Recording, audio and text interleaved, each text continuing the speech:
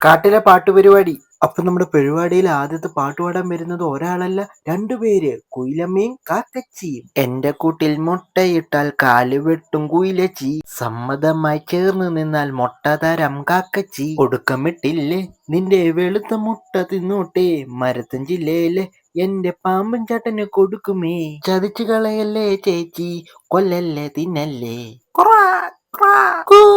അടുത്തതായി പാടാൻ വരുന്നു നമ്മുടെ കാട്ടിലെ രാജാതിരാജനായ സിംഹരാജൻ.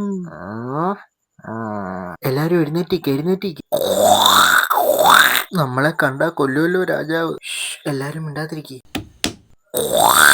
അയ്യോ, അയാളുടെ ശബ്ദം കേട്ടിട്ട് തന്നെ പേടിയാവുന്നു. കൊച്ചു പൂമ്പാറ്റേ